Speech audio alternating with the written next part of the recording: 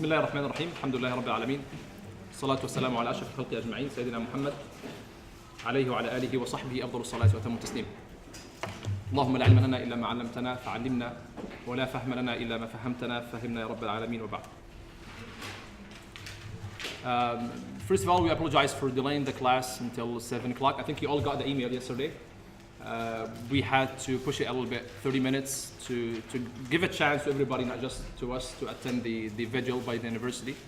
And Jazakumullah khairan for the people who made it. We ask Allah subhanahu wa ta'ala to accept from you, inshallah.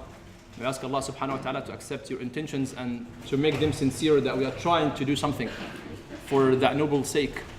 That Allah subhanahu wa ta'ala grants us wisdom to face these challenges, and that Allah subhanahu wa ta'ala grants us understanding and wisdom again to be able to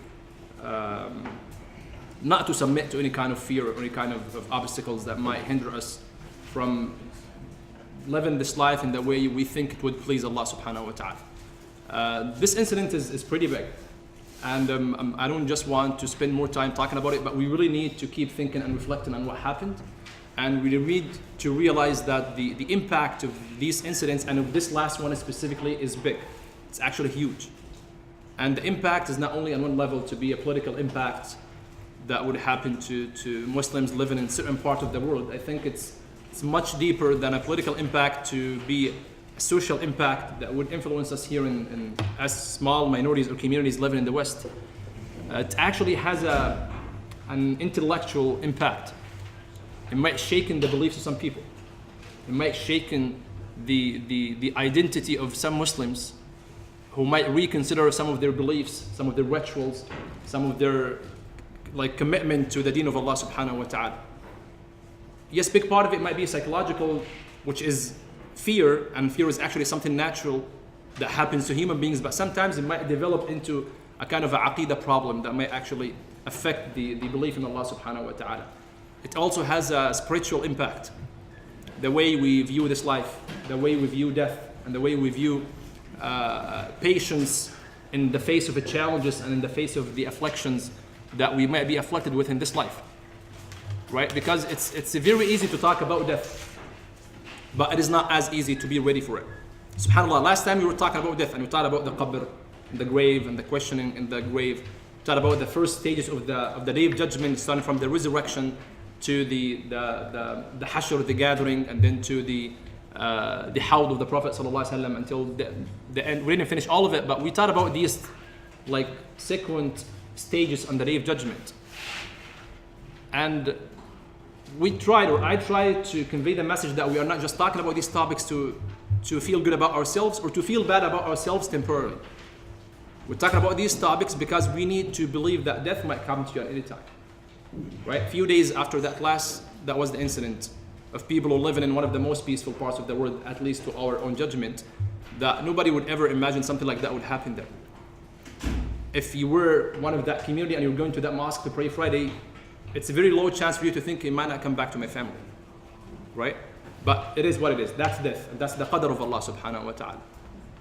Yesterday we offered Salatul Janazah for a sister. She's a university student.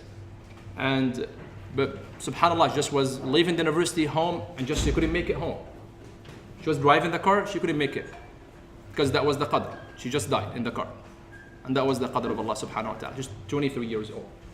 So in this ummah of the Prophet sallallahu alaihi wasallam, we believe in death as an absolute fact that happens to anyone. At any time and at any age, in any circumstances, death would happen to you at any time. So again, we need to seek the I don't want to say the opportunity, but we need to reflect on these incidents and these.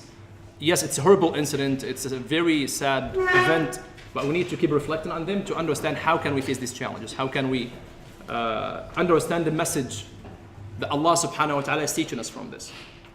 Part of I mentioned the intellectual or the spiritual impact of this. Part of it, which is this identity problem that might happen, is your Aqeeda in Allah subhanahu wa ta'ala. When you are attending such a class and you are trying to learn your deen, you are trying to understand your Aqeeda in Allah subhanahu wa ta'ala, you should try to manifest these meanings in your life. We are not just studying some theoretical ideas about Allah, about prophethood, or about the day of judgment. We are trying our best to manifest this in our actions, to manifest this in our behaviors, to manifest this in our thoughts, and even in our feelings and spiritual status with Allah subhanahu wa ta'ala. Last class we thought about that there will be a quiz. There will be a quiz, and we shared it with you, I think, last weekend. So how many people here actually answered the quiz?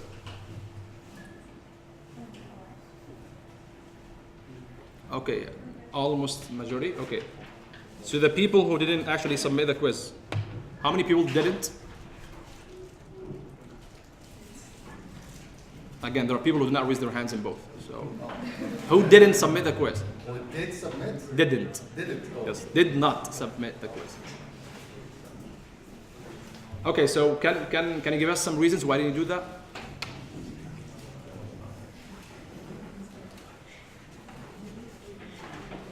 Is there anyone who didn't get the email? Anyone didn't get the email with the quiz? Okay, what?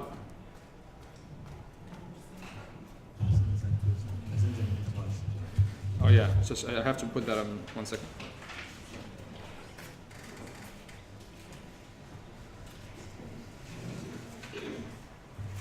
Okay, so Brother Mustafa, Dr. Mustafa is upset because he said he sent the email twice.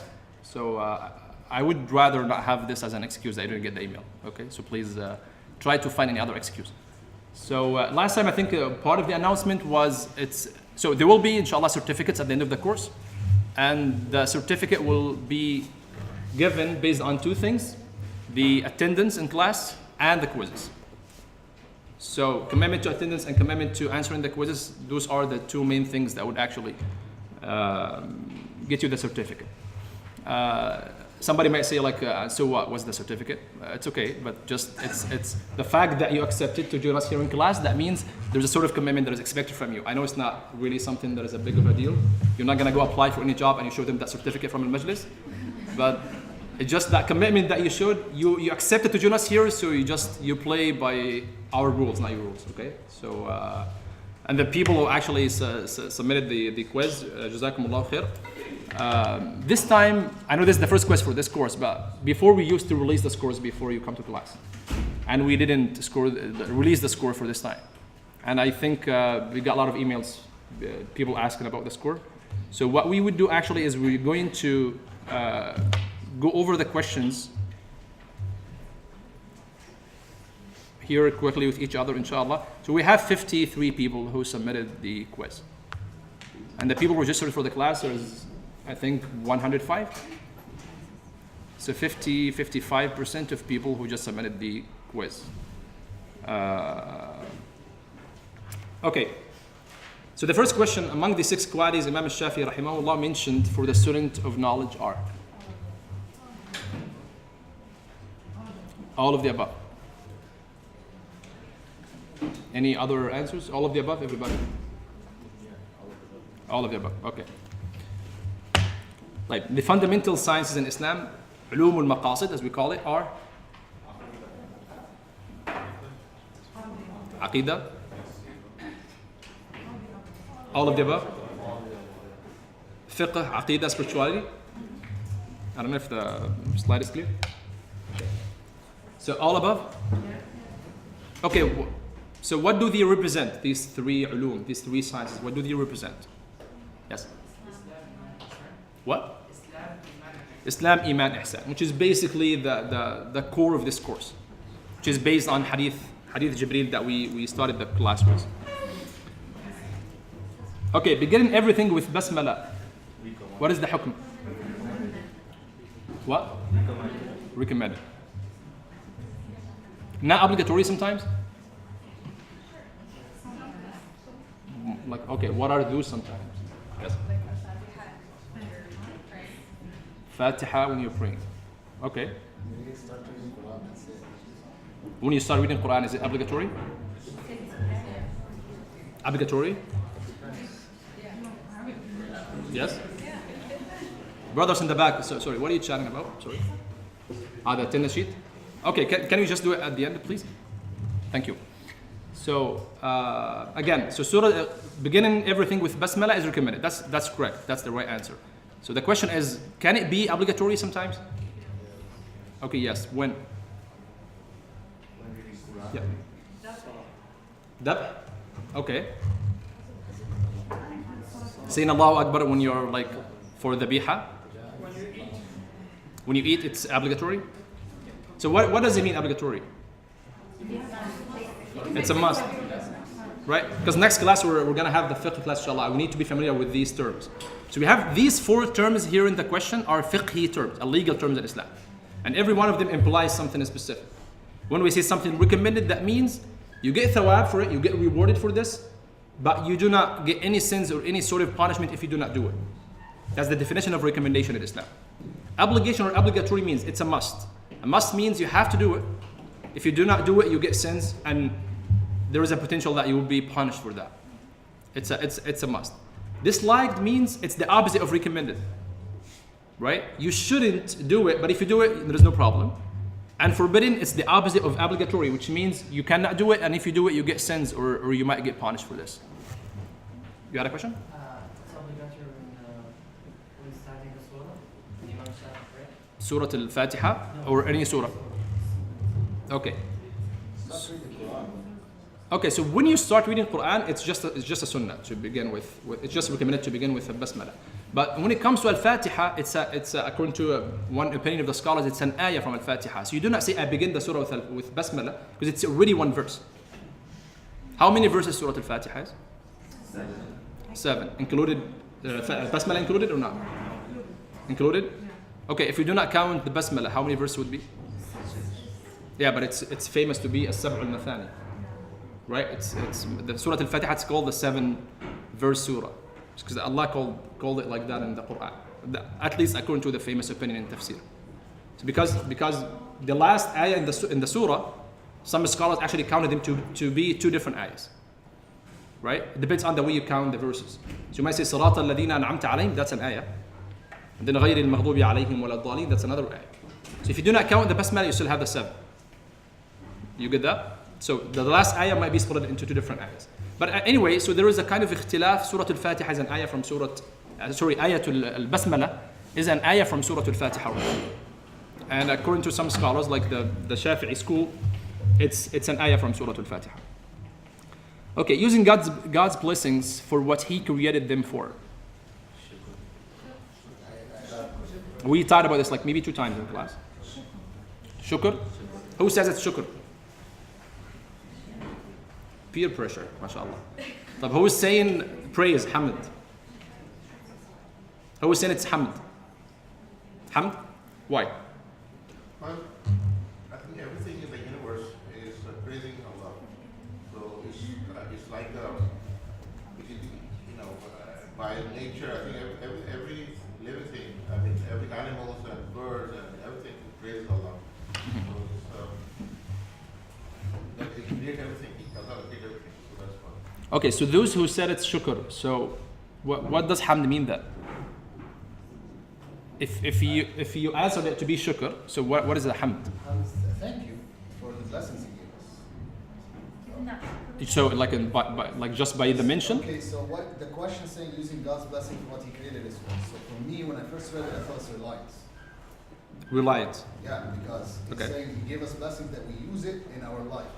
So I'm relying on God's blessings to use it in life. So that's why I thought it was reliance. But it's actually Reliance spiritually has a little bit different concept. Reliance spiritually means like tawakkul. Yeah. Tawakkul means more of like you have that trust in the qadr of Allah subhanahu wa ta'ala. Because either way you're going to use His blessings. Yeah. Whether you have the spiritual status of relying on Him or not, whether you're going to thank Him or not. Either way, all of your life using His blessings. Right? So we explained the difference between hamd and shukr. We said hamd is the state that's in your heart and then it gets reflected in your showing of gratitude. Whether you are saying this as a mention of Allah subhanahu wa ta'ala by your tongue, like saying alhamdulillah, saying thank you, or saying all praises to Allah, or having that state in your heart, that you praise Allah subhanahu wa ta'ala for His blessings. But shukr is more of a practical sense, which means this definition here. that whatever blessing He gives you, you dedicate the use of that blessing for the sake of Allah subhanahu wa ta'ala. So the shukr of Allah subhanahu wa ta'ala is more practical than the hamd. But they are intersected, by the way. In terms of the meanings, they both are very intersected. The best of the creation of Allah subhanahu wa ta'ala is Prophet Muhammad sallallahu alaihi wasallam. Who said that? Who answered it like this? Okay, anyone answered it otherwise? The universe? First thing it was universe. Then Why is it the universe? Because it's the first thing and the main thing, and the other thing in the universe is the part of that. So altogether, the universe is the best creation. Okay, so what we actually mentioned before, it's the i'tiqad of Muslims, it's the creed that Muslims believe in. And it's an ijma', it's a consensus among Muslims that the best of the creation of Allah subhanahu wa ta'ala is the Prophet sallallahu alaihi wasallam. And he's part of the universe, of course, but Allah subhanahu wa ta'ala gave him preference and gave him that fadl over the rest of the creations. Yeah. Okay, the main sections of Aqeeda. All of the above. Anyone has a problem with this? All three? Okay. The main categories of the attributes of Allah.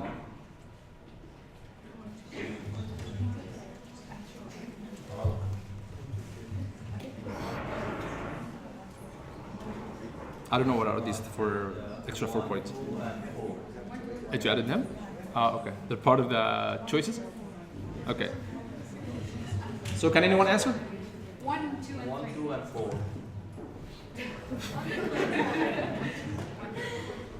You know what? I didn't make it like this. I'm confused already. So I think Mustafa is responsible for this. So again, what are the main categories of the attributes of Allah? If you remember, that was one of the slides. Okay. Okay. First of all, like how many categories are there?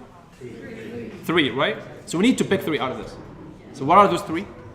Don't give number. Just name them. Inherent attribute. What? Negation. What is the third? The what? Where is the essence? Where do you get this from? Number 3. Affirmative. Okay, affirmative attributes. So inherent attribute, affirmative attribute, and attributive negation. I don't know. They're all affirmative. Okay. Okay. What is the inherent attribute? Existence. That's number 1, and it's the only sifa or attribute that comes under this category, right? There is no other category. There is no other attribute that falls under this one. The second one, attributive negation. How many ones? 5. What are those 5? Oneness. Beginninglessness. What? Nothing is like him. We mentioned oneness already. Endlessness. What? Self-sustained. Or the most self-sufficient. Those are the 5. So we got existence, we got the attributes of negation. So the third category is affirmative attribute. If you remember, we said you establish your belief in his existence, and then you negate any kind of imperfection, and then you affirm the attributes of Allah subhanahu wa ta'ala. This is the third basically step. When you are, it's not really a step, but when you are understanding or conceptualizing the concept of Allah. How many attributes, the affirmative attributes? 7. Can you count them? What? Okay. The knowledge, the omniscience, or the ilm? Life? Power? Will? We said knowledge. Speech? Hearing? Seeing. Hearing and seeing. These are the 7 attributes of Allah. So the answer is 1, 2, 3. Right? Because 4 are just 2 attributes out of 7. Really? That was really tricky? I thought it's the opposite. What? No. Affirmative attributes, we call it in Arabic صفات المعاني. That's a separate category by itself. Yes. What's the difference between attributes and asma? Asma are names. Attributes are sifat. They are describing the entity of Allah subhanahu wa ta'ala. But the names are different names. But they are intersected in meanings too. Because the names of Allah subhanahu, that's a good question. The names of Allah subhanahu wa ta'ala have reflections in terms of sifat, in terms of attributes. Because the way we understand both the names and the attributes of Allah subhanahu wa ta'ala is we see and we reflect on the qadr and whatever Allah subhanahu wa ta'ala wills in this life. Whatever happens in this life is a reflection of the names and attributes of Allah subhanahu wa ta'ala. Okay, the concept of the oneness of Allah applies to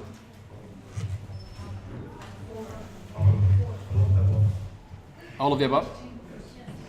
Are you sure? Okay, how does it apply to the attributes of Allah?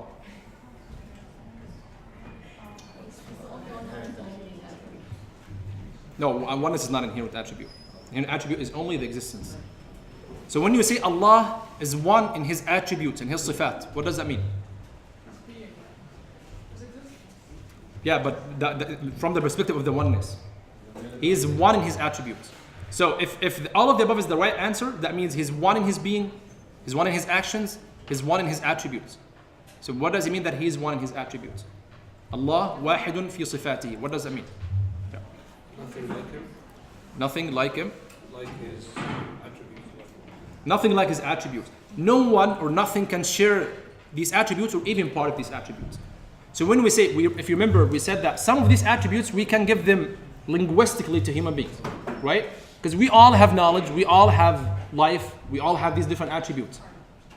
But it's completely different, right? So He's one. Even if we don't even we share, but even if we can attribute the same linguistic derivation of these words to other people, to other creatures than Allah subhanahu wa ta'ala, that doesn't mean that you share anything with Allah. Because His knowledge is completely different, His will is completely different, His irada, or His qudra, His power is completely different. All these attributes of Allah subhanahu wa ta'ala are completely different than the attributes of creatures or human beings. Right. Among the qualities of the prophets, 1 and 2, why not richness?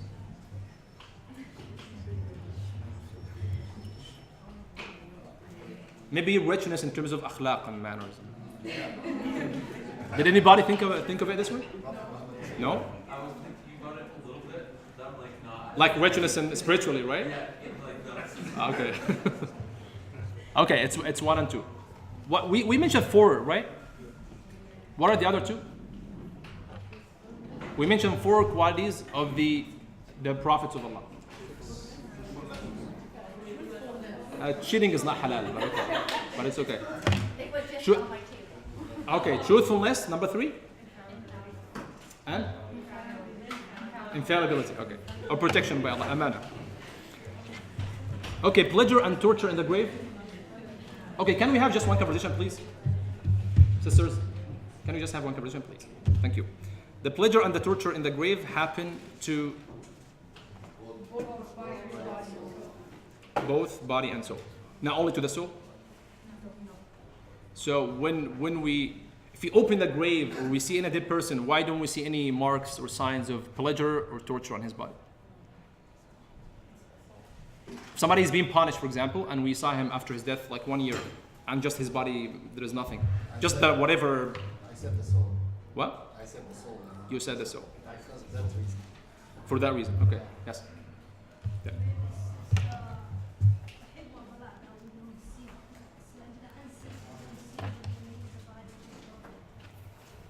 Okay, that was actually a discussion among the scholars, and the famous authentic opinion is that it's for both body and soul. And I mentioned specifically this example. I said, and the fact that we do not see these marks or signs do not mean, or doesn't mean that the punishment or the pleasure doesn't happen to both. So it does happen to both, but we don't necessarily see the marks of this. It's a hadith that in the grave, by the grave is, All these hadith, we don't have to understand them in the physics sense that we have to watch these things happen. The grave size is the same to us, right? But whatever that happens in the grave, whether it becomes very tightened or becomes very wide, that's just something in a different dimension. Okay, each prophet will have a hawd. True. How do we know that?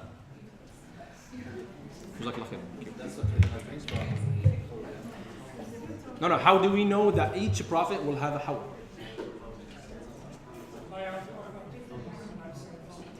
Yes.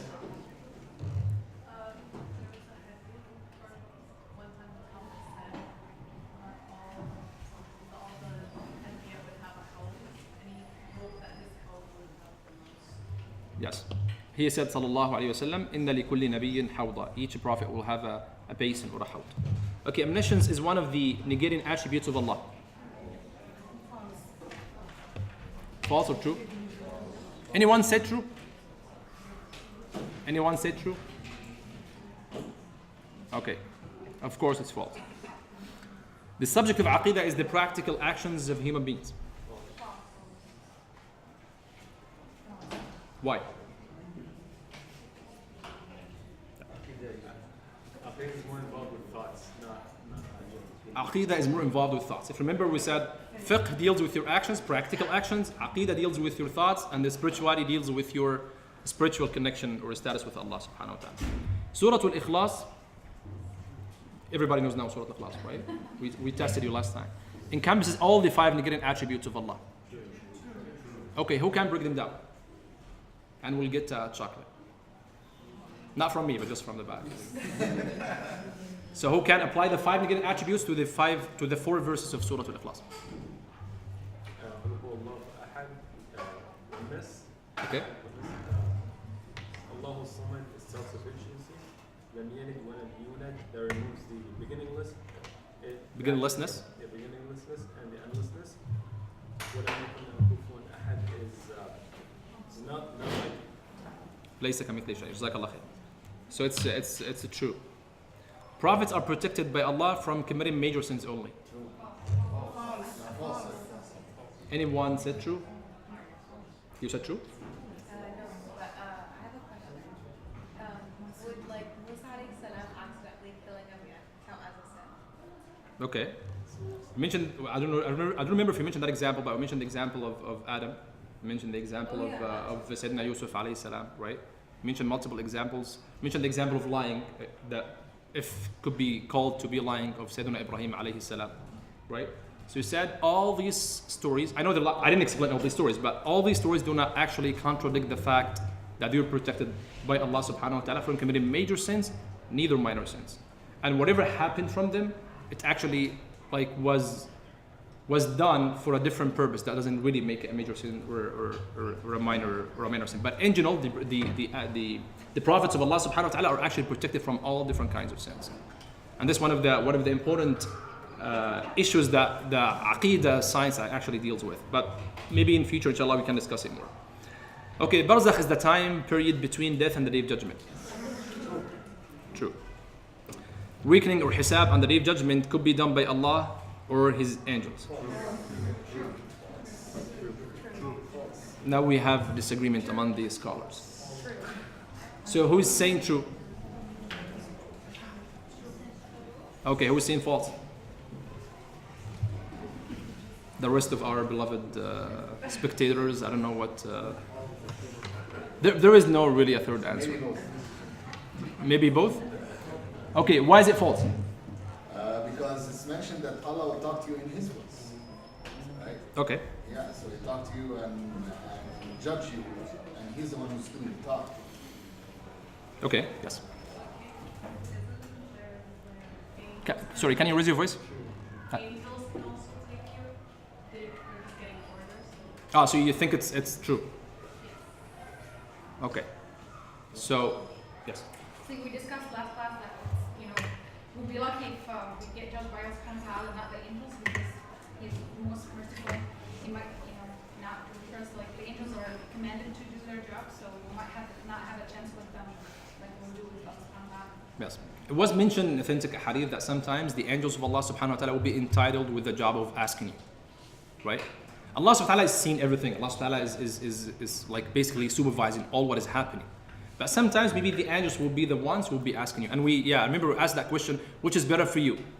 You want Allah to be the one who is like actually doing your hisab, or you want the angels of Allah subhanahu wa ta'ala? Sometimes it will be both. That's actually correct. Sometimes part that you'll be asked about by Allah, and part that will be asked about by the angels of Allah subhanahu wa ta'ala. And yes, it's better to be asked by Allah subhanahu wa ta'ala because your hope for mercy will be actually bigger than just being asked by the angels. Okay, studying the basics of Aqeeda is a communal obligation. False? Okay, anyone said it's true? Okay. Martyrs or shuhada will be exempted from the questioning in the grave. True. Who else will be exempt from the question and the grave? Underage. Somebody said prophets, right? Prophets. Okay, who else? We mentioned a couple actions the Prophet said if you do them, most likely you might be exempted from the question and the grave. Surah? No. Reading Surah Al-Mulk, reciting Surah Al-Mulk. That's why it's sunnah that before you go to bed, you recite, or before you sleep, you recite Surah Al-Mulk. And most likely Allah subhanahu wa ta'ala will save you from the fitna of the qabr. Okay, existence is one of the affirmative attributes of Allah. We discussed that already. Existence.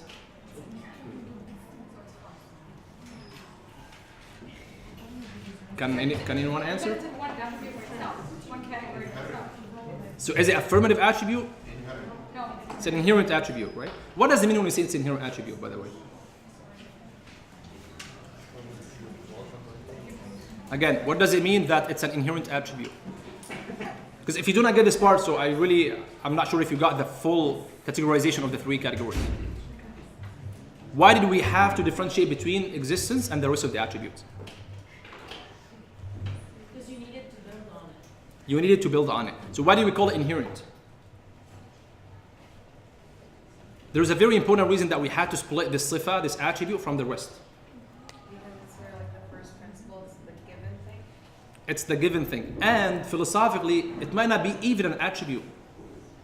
Because an attribute means something to be given to an essence. Right? So you cannot imagine something that exists and then it's gonna acquire an attribute of existence. Existence is not something that you acquire. It's your existence is your existence. Right? That's a philosophical issue, but they had to put it in a separate category because, okay, I can imagine something exists first, and then it's acquiring or it's getting, it's not an acquisition for Allah, but it's just, we're trying to understand it. I'm getting the attributes of knowledge, of life, or whatever other attributes, we do not have this problem of confusion. But you cannot say there is an entity or a being that afterwards it existed, right? That there was something and then it acquired the sifa or the attribute of existence. This doesn't really make sense. That's why I said it's inherent. It's not something that it could be actually separate or could be split from the being or the attributes of Allah or the essence of Allah subhanahu wa ta'ala. Okay, so again, Jazakumullah khairan for those who answered the quiz, and those who didn't, may Allah forgive you. And I highly recommend that next time you do the quiz, inshallah, because there might be some unpleasant consequences. So Jazakumullah khair. Okay, so today, because we started late, so we're gonna inshallah finish soon. We just finished the last part of that. We were supposed to start the fiqh part today, but I don't think we're gonna have time. So we just finished the last part that we had in the Aqeeda part of the book. Okay, we finished the sisters, please. We finished the prophethood part, and then we started the part of the unseen, or the part of the ghaibiyat. We thought about the hereafter, starting from the grave and what happens to you after death, and then in the barzakh, which is, as we said, the time between your death and the day of judgment. And then when the day of judgment comes, there is a series of events that would happen. So what is the first thing that happens in the series of these events? What is the first thing that happens on the day of judgment? Resurrection. And at the same time will be the nafkh of sur, or that blowing in the trumpet, and then there will be resurrection, and everybody will be resurrected from death. And then what happens next? What? Then hashr, the gathering, everybody will be gathered in one place. Right? Okay, and then what happens? Hawd.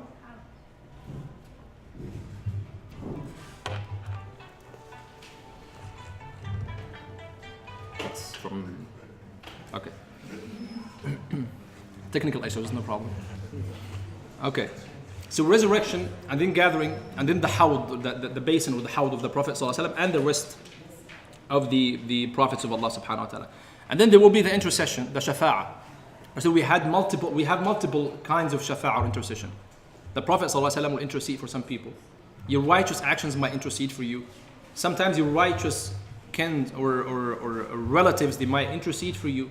Sometimes other Muslims might intercede for you. Suhba salihah, righteous company, righteous people. All those different kinds of things, they would actually have the ability of asking Allah subhanahu wa ta'ala on your behalf to forgive you, or that Allah subhanahu wa ta'ala will expiate your sins. We discussed the hawd of the Prophet sallallahu alaihi wasallam.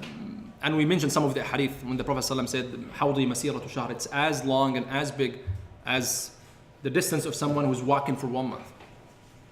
And all of the corners of that polar basin are equal. وَزَوَايَاهُ سَوَاء وَمَاءُهُ أَبْيَضُ مِنَ الْوَرِقِ. The water of this hawd is much wider than the silver.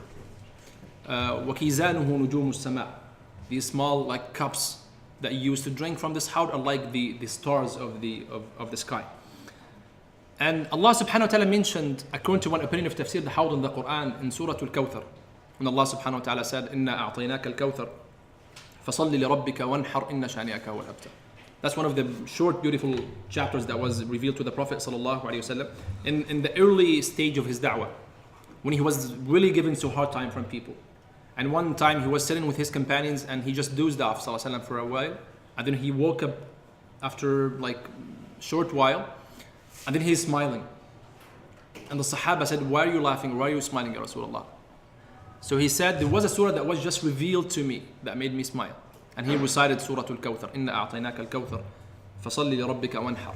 Then he said, do you know what is Al-Kawthar? So the Sahaba said, no, we don't. So he said, that's a river that Allah subhanahu wa ta'ala has given me in paradise. This one version of the hadith. When he said it's a river, that means something different than the hawd that we're talking about. Because a river is not a basin. Right? Two different things. But in a different version of the hadith, the same hadith, he said, نهر له حوض. It's a river that has a basin around it, that has like a small pool around it. So it could be the same thing, could be coming from the same source, from the Nahr, or the river of the Prophet sallallahu alaihi wasallam. And he said, عليه خير كثير ترد عليه أمتي يوم القيامة. There is so much khayr around this river, and my ummah and my followers will come to that on the day of judgment. And the word Al-Kawthar is one of the beautiful names, because in Arabic language it means abundance, something that is like in huge numbers and quantity. It's one derivation from the word kathir, which means like so many or so much. It's an exaggerated form of this derivation. And the scholars actually had multiple other opinions about the meaning of Al-Kawthar. Some of them said, no, it doesn't really mean a river or any kind of water. It actually means the religion that Allah subhanahu wa ta'ala gave the Prophet. Or the message that Allah subhanahu wa ta'ala gave the Prophet sallallahu alaihi wasallam. Some people took the word Kawthar, which means so many, and they made it as that means the number of followers of the deen of the Prophet sallallahu alaihi wasallam will be that many. Because this ummah, actually Allah subhanahu wa ta'ala blessed this ummah to have one of the biggest number of the ummah that Allah subhanahu wa ta'ala sent in history. And then after the intercession, there will be something that we call Ardul A'mal. The presentation of actions. Your actions and your deeds will be presented to you on the day of judgment. Every single thing you did in this life, you will see in front of you.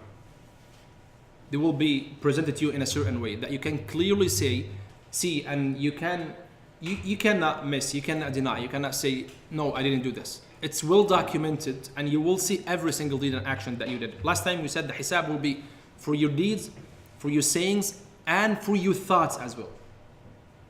So whatever you did in this life, Allah subhanahu wa ta'ala will present to you on the day of judgment. He said, يُنَبَّأُ الْإِنسَانُ يَوْمَئِذٍ بِمَا قَدَّمَ وَأَخَّرَ. That a human being will be actually presented everything that he did or he did before or he actually is going to do in his life.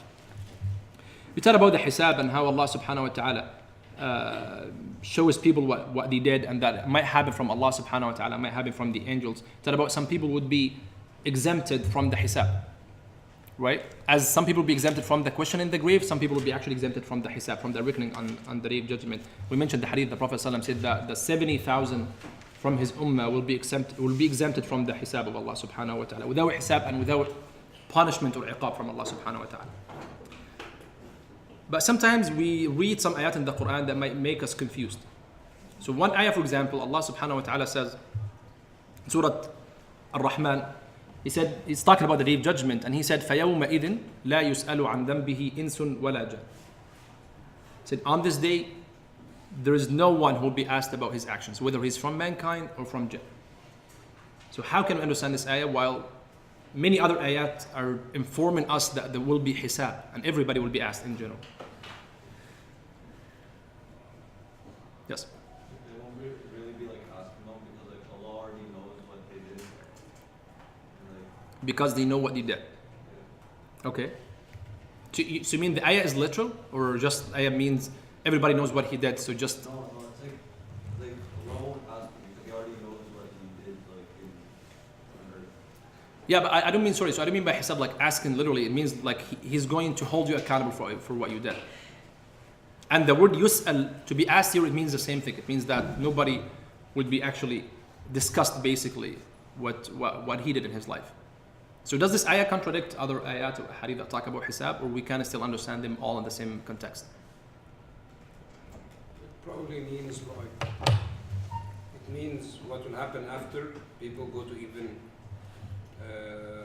paradise or the hellfire. Then nobody will be asked like, what did you do? Okay.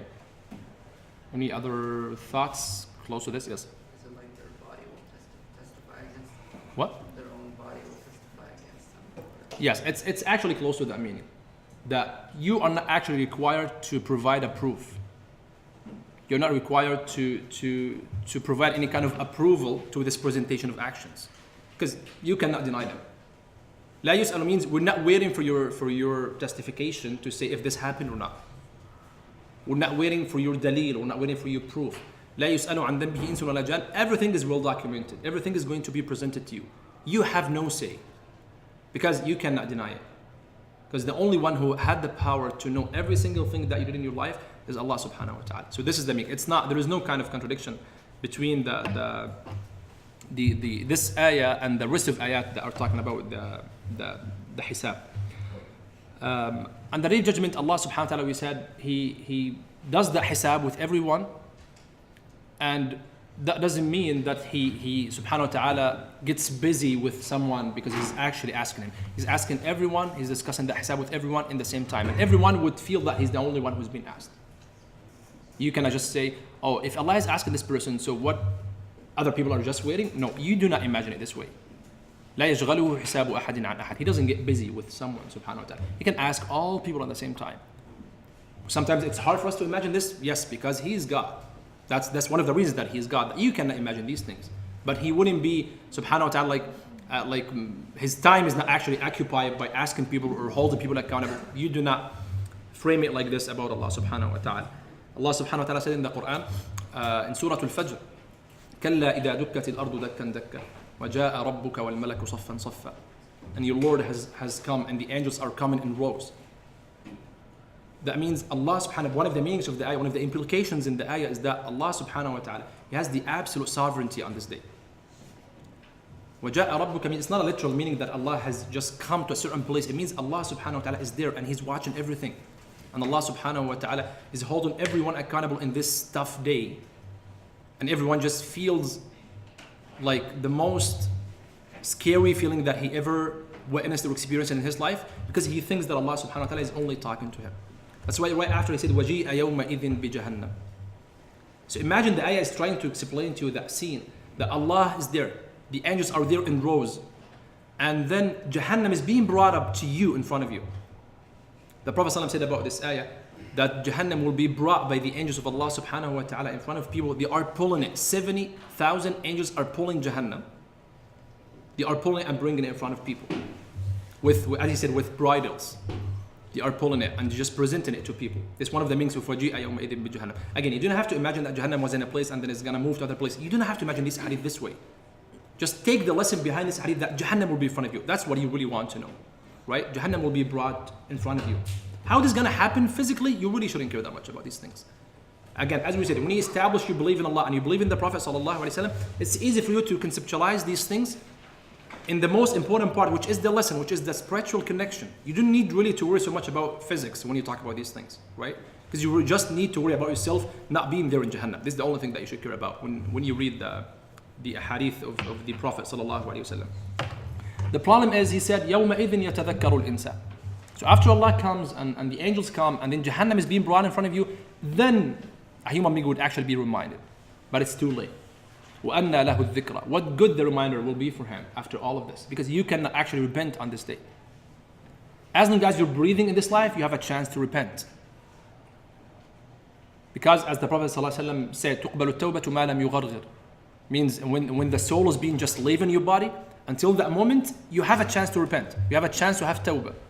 Once your soul is being taken away from your body, it's done. It's over. You cannot repent again. You cannot say that. People will say that on the day of judgment anyway, that we wish if you can go back to life. لعلي أعمل صالحا فيما تركت. Maybe I would do righteous work. Maybe I would do better than I did in this life. No. The answer is always no. كلا. And كلا is a very strong negation word in the Quran. حرف ردع وإبطال. It negates whatever came before it in the ayat. Because you will never get this. It means that would never happen when Allah subhanahu wa ta'ala says كلا. So he said وأن له الذكرى يقول يا ليتني قدمت لحياتي.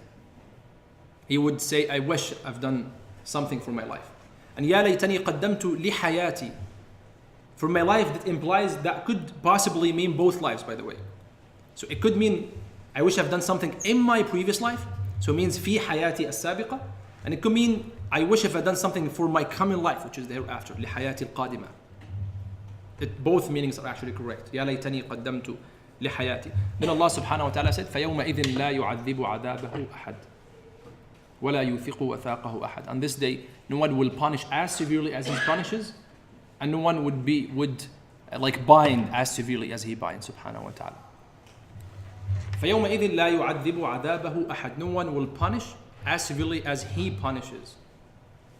Right? He punishes. This he refers to who?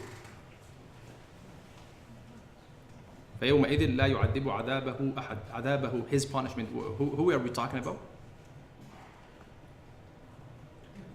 How do you understand this ayah, by the way? Do you understand this ayah? No one, okay, the literal translation is, no one will punish as severely as he does. So what does that mean? Neither binds as severely as he binds. وَلَا يُثِقُ وَثَاقَ أَحَدٍ. Yes. So he refers to Allah. Okay, so no one would punish any kind of punishment as Allah subhanahu wa ta'ala can punish. This is the meaning, right?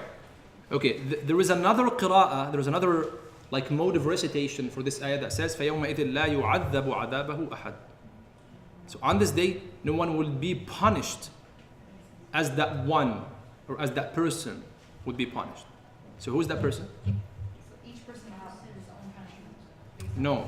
Okay, so the first one, no one punishes as Allah. That's clear. That's the famous qira'ah that we know. There's another authentic qira'ah that says it's for the passive.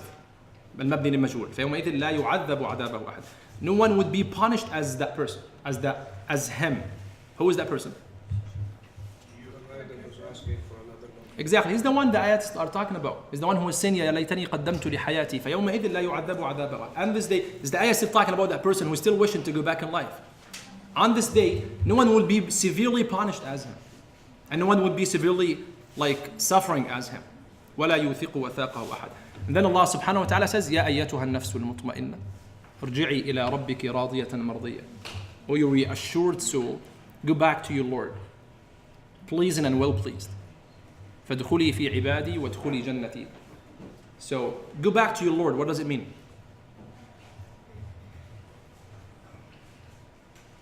Like what kind of like if I did that way, So mean the soul goes back to Allah.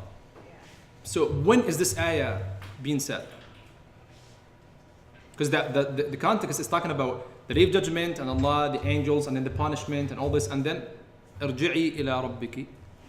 So this ayah has been said on the day of judgment, or actually at the time of death. So is that the time order is actually? Do you know which surah is this, by the way? Surah Al-Fajr. Okay. So is there a time order here, or actually now the ayah is talking about something that would happen before all of this when you are dying? Right? Because according to some of the hadith, the righteous soul, the angels will call on this righteous soul and call her by this. Ya ayyatuha an-nafsul mutma'inna irji'. There is a hadith that says that when a righteous person is dying, Allah, the angels of Allah subhanahu wa ta'ala will call on him saying, Ya ayyatuha an-nafsul mutma'inna irji'i ila rabbiki radiyatan mardiyah. But there is another interesting tafsir for this ayah. One of the meanings of the word Rabb, Rabbiki, it means the owner. It means the person who owns something. You say Rabbul Bayt, right? The owner of the house. It's one of the meanings of the word Rabb. So they said, no, irji'i ila rabbiki means irji'i ila sahibiki. So it means return back to your body. Return back to your person. Because when you die, now like the soul comes out from the body, right? That in the resurrection, the soul is going to go back there. Said, "Rji'i ila sahibiki." Return to your person that you were with in your life. Why? What is the dalil for this? Said, because the following ayah said, "Fadkhuli fi ibadi." So enter in my righteous servants. So if you want to take the word in literally, that means enter their bodies. Right? So the souls go back in the bodies of people. The metaphorical meaning of enter in my righteous people, enter with my righteous people to the Jannah. Right? That's the famous tafsir. Go back to your Lord and then enter Jannah with my righteous people. But now you have to interpret the word fi or in to be metaphorical. But if you want to take it literal, that means go back to the bodies of the righteous people. فَادْخُلِي فِي عِبَادِي وَادْخُلِي جَنَّتِي and enter my paradise. After the hisab, there will be the mizan, the scale. And the scale is a real scale. And all the hadith and ayat that are talking about the scale on the day of judgment, they are not metaphorical, they're actually real hadith. That means there will be a sort of a physical scale. And your actions will be shaped in a certain way that will be put in this scale. Good actions and bad actions, good deeds and bad deeds. What is the way of shaping? We don't know. Some scholars said there will be like in a certain shape that Allah knows. Some people said no, it's actually the sheets that have the records of your actions will be put in that scale instead of the actions themselves. You don't know, but there is a scale. And this scale has actually two sides. And one side will carry the good deeds and the other side will actually carry the bad deeds. And this is a lot of ayat in the Quran are talking about this. And just one mizan, just one scale for all people. And if you read in the Quran an ayah that says وَنَضَعُ الْمَوَازِينَ الْقِسْطِ, we establish the scales of justice. That doesn't mean there are multiple scales. That means just it's like an emphasis of the meaning that the scale will actually happen. Sometimes in Arabic language we use plural form to emphasize and confirm the meaning. للتعظيم, just to show that it's a magnificent scale. And it's something of a big deal that would happen on the day of judgment. Even the same with the ayah فَأَمَّا مَنْ ثَقُلَتْ مَوَازِينُهُ, the one whose scales will be like heavy. That doesn't mean there are multiple scales. That means that whatever actions he did in his life, that means they will be weighty on the day of judgment and that would save him. And again, some people will be exempted from this too. The same people who are exempted from the hisab and the reckoning of Allah subhanahu wa ta'ala. Then after that comes the bridge or the sirat that would be on top of the hellfire. It's a kind of a bridge that Allah subhanahu wa ta'ala creates on top of the hellfire. And everybody has to cross it. That's one of the meanings of the ayah, وَإِن مِّنكُمْ إِلَّا وَارِدُهَا. There's no one of you except that he would go through it. He has to pass or she has to pass through it. And the Prophet ﷺ said, يُضْرَبُ الصِّرَاطُ بَيْنَ ظَهْرَانَيْ جَهَنَّمْ. The bridge will be like laid across hell. فأكون أنا وأمتي أول من يجتازه أو أول من يجوزه أول من يجوزه. I will be myself and my ummah the first to cross that sirat or that bridge. In the famous tradition of the scholars, they said it's a very thin, that is actually thinner than a hair. And it's a very sharp, that is actually sharper than the sword. This is the very famous description of the bridge. And then you imagine, okay, how am I going to cross this? Allahu Alam. But you have to cross it. And what would make it cross it is your actions this life. Some people said no, it's actually like it's very hard that just something thinner than a hair that would cross. Some people say it's not something that is of the basics of this religion that you have to believe in terms of the detailed description, but it's a very tough test that people will go through, regardless of these different descriptions. What we know is that people crossing this bridge will be in different states. Some of them will cross it easily, some of them will cross it hardly. Some of them will not be able to cross it even. Because if you cross it, that means most likely you survived. And most likely you will end up in the Jannah. Some people will cross, as the Prophet ﷺ said, will cross this bridge like a blink of an eye. Like even less than a second, you will just pass it. And you would be in the mercy of Allah subhanahu wa ta'ala. Some people would just go like the blowing wind, as he said, sallallahu alayhi wa sallam, كَالرِّيحِ الْعَاصِفِ, like almost like in no time, you will be crossing this. Some people would cross it in the speed of a bird who's flying. Some people would cross it in the speed of a horse that is running. All those people were still good, right? You hope you're one of those people. You're still actually safe and you're still good. Some people would cross it running, and those people are still good too. Some people would cross it walking. You're still okay, but it's getting dangerous here. Because if you cannot cross it walking, that means like you're good in trouble. Some people will be actually crawling on their face trying to cross it. Some people will fall in every now and then, and they will fall in the hellfire, and then they will come back. They fall again, and they keep falling and getting up. for multiple times. And you never know, they might make it to the other side or they might not make it. And all of this for sure is just based on what you did in your life. One of the scholars said something beautiful about crossing the bridge. He said, of course, the rule says that it's based on your actions in this life. But he said, actually, there might be just a suggested opinion that he said the speedness that the speed that you would get crossing this bridge or this sirat, it's based on how speed you are avoiding the ma'asiyah. How speedy you are avoiding the ma'asiyah. They said sometimes the idea of a sin comes to your mind and you push it away. We're not talking about someone who already did the ma'asiyah and is trying to repent. We're talking about a higher status than this, right? Sometimes shaitan comes to you, why not doing this? And you say, no, I'm not going to do that. He said, like, the faster you are doing this, the faster you're going to cross the bridge. If you are pushing away the ma'asiyah thought that from coming to your mind, that makes it very easy for you and very fast for you to cross the bridge or the sirat. Okay, the people who are not going to be survived, they might fall. And if they fall, they are actually different states as well. Some of them will fall and they will never come back. And this is the worst. So people might spend the rest of their life that has no end in the hellfire, wal-'iyadhu billah. Some of people might come out from the hellfire after a while. And that's based on the mercy of Allah subhanahu wa ta'ala. Maybe they might get intercession. Maybe the Prophet sallallahu alaihi wasallam would intercede for them. Because the Prophet sallallahu alaihi wasallam would take some people out from the hellfire. Some righteous people would take some of their relatives, as we said, from the hellfire. Like a shaheed, for example, or someone who's a salih, or someone who is actually in the company of good people. That's why we always emphasize the importance of attending these majalis, because the Prophet ﷺ said, "Humul qawmu la yashqa bihim jalisuhum." Every one of us has problems, has sins, and has things that he did in his life. But if you attend the majlis that you think it has some sort of barakah, you're hoping to be forgiven or shown mercy because of the attendance of this. Right? You say, maybe I'm the worst one here. Maybe on the day of judgment I'll be in the hellfire. And a lot of you, or all of you inshallah, will be in the Jannah. So maybe this will be an intercession for me that I'm asking Allah, or Allah subhanahu wa ta'ala will tell me, you know what, you used to attend this gathering, and they're all in Jannah, and they don't want to leave you alone in Jahannam. That's the real scenario that would happen, by the way. And you would come and try and literally take you out from the hellfire, of course, by the permission of Allah subhanahu wa ta'ala. Sirat is almost the last stage, and then after the Sirat or the bridge comes Jannah or the Nar. You'll be in paradise, or you'll be, wal-'iyadhu billah. Ask Allah subhanahu wa ta'ala to save us in the hellfire. The hellfire is actually the place, the abode that Allah subhanahu wa ta'ala prepared for unbelievers and sinful people. That's the definition, Darul Usah, as they called it. The highest level of Jahannam or the hellfire is for the sinful believers. And then the lowest levels of Jahannam is for the unbelievers who didn't believe in Allah subhanahu wa ta'ala. So the highest in Jahannam is the easiest, right?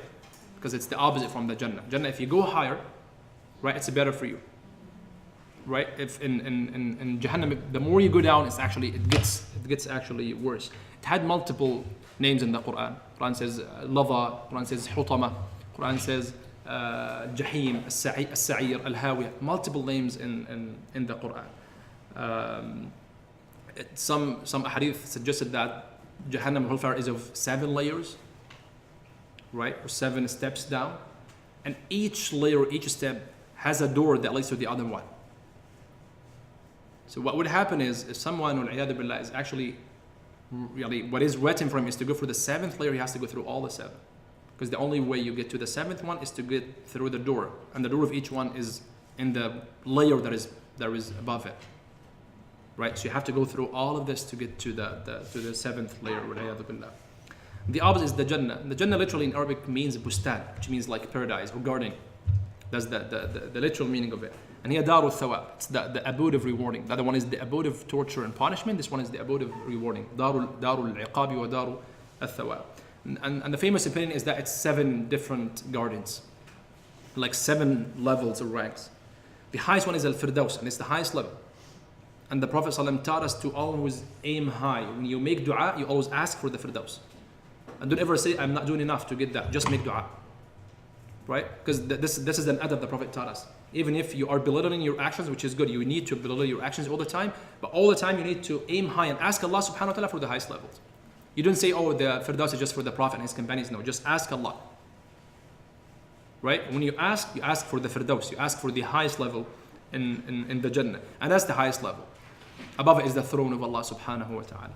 Then there are other Jannah, like mentioned in the Quran, Jannatul Ma'wa, Jannatul Khuld, Jannatul Na'im, Jannatul Adan, different names that Quran mentioned. But actually some scholars said they're not 7, they're just 4. Because in Surah Al-Rahman, Allah subhanahu wa ta'ala said, وَلِمَنْ خَافَ مَقَامَ رَبِّهِ جَنَّتَانِ. To those who fear the position of the Lord, there will be 2 gardens. Then Allah described these 2 gardens and what they contain. And then He said, وَمِن دُونِهِمَا جَنَّةً. And below them there are another 2 gardens. And then He described what these 2 gardens contain. So they said, Surah Al-Rahman said, there are 4 gardens, so there are just 4 gardens.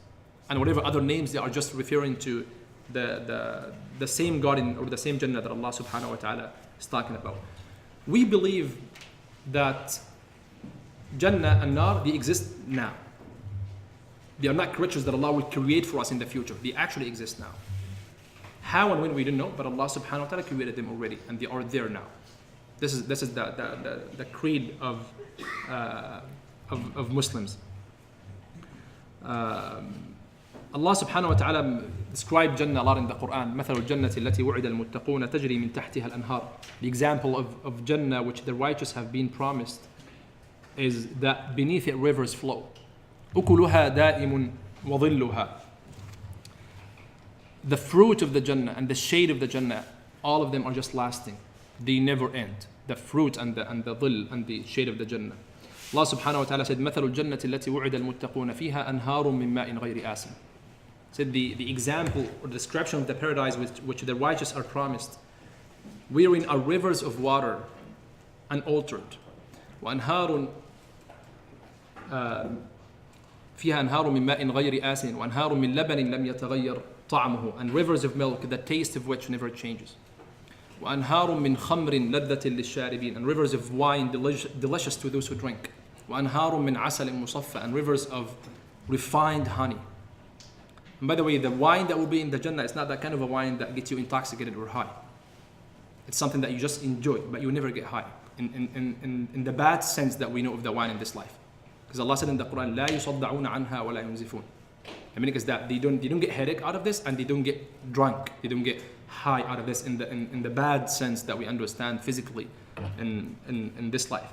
But always Allah mentioned this, بأكواب وآباريق وكأس من معين, with fizzles and pitchers and cup of wine flowing from a flowing spring, from a ma'in that Allah subhanahu wa ta'ala created. Those are the events that would happen starting from after death until the Jannah or the Nar. Starts with the death to the resurrection, gathering, hawd, the intercession, the presentation of actions, reckoning, scale, bridge, and then Jannah or the Nar, or paradise, or the hellfire. Again, each one of these stages you can spend long time talking about it, reading actually about it, and about the traditions and the hadith that are talking about them, but we try just to summarize them in short. Now we finished the first part of the Aqeeda part of the book. Again, we were supposed to finish it 3 times, but because of what happened, so today is the 4th lecture, but inshallah, next time, we're gonna start the fiqh part of the book, inshallah. Just very important things that you have to keep in mind. Number 1, please watch or listen to the lecture of Introduction to Fiqh from the last course. Otherwise, you really will be lost. And I'm not expected to explain a lot of terms because we explained a lot last course. So the 5 rulings like al-wajib, al-makruh, al-haram are these things you need to understand. The concept of differences of opinions you need to understand. The madhahib, because this book is written according to one madhab, so you need to understand what does it mean madhab, a school of thought, schools of thought, what do I do when there are differences of opinions, all these things that we discussed, please watch them. If you have questions, we can discuss them again here, but do not ask a question about things we explained before and you didn't watch it. That's why you recommended from the beginning to watch it, or it's there on YouTube and it's there also as an audio file. Just one lecture, maybe a lecture and a half, because we taught about it over one lecture. So try to listen to it from here until next time, and you will feel really the difference. It would be much easier for you to understand the terms and the terminologies you are going to cover, inshallah. The fiqh part is the most interesting part in the book in terms of things that we deal with in a daily life. I think a lot of questions will be asked because we're going to talk about things that we all practice every single day. So there'll be a lot of questions, and we don't want really to spend so long time. So we have to have a certain setup that we can cover the chapter, or cover the part that we're explaining, and then we can have questions. Because we're going to talk about tahara, about wudu, about ghusl, about salah, and all these things that are very big in fiqh. And again, we all do this every single day. And the problem about when you attend a fiqh lesson, everything you are hearing, the main filter that you have in your mind is what you did today or what you did like yesterday, right? Is your own experience with these things, which is okay, but that would actually produce a lot of questions. So we need to cover it in a good way that everybody can understand and benefit, and then we can have a dedicated time for questions, inshallah. Because I think in the syllabus, as we said the first time, it's going to be 4 lectures for fiqh, and that's not really a lot for fiqh. So we're going to cover tahara, we're going to cover salah. The book has tahara, salah, not all tahara, just small points from tahara, salah, fasting, zakat, and pilgrimage. We're going to cover mostly all of them except for the pilgrimage, because we're not going to have it included in this. We might have a separate course for that in the future, because it's big, and I don't think there is a dire need for it in this course. We need to focus on the tahara, salah, and then it's a very good chance that Ramadan is coming, so it's very good that we cover siyam and fasting here together, and we can touch also on the zakat. I know you guys are rich and you make a lot of money, so it's good to know how much you owe your deen and how much you owe the fuqara. So these what we're going to focus on. Hajj or pilgrimage just might like go over it very quick or go through it super quick, and then we'll move to the last part of the book of the spirituality, inshallah. So jazakumullah khairan, barakallahu fikum, assalamu alaikum wa rahmatullah.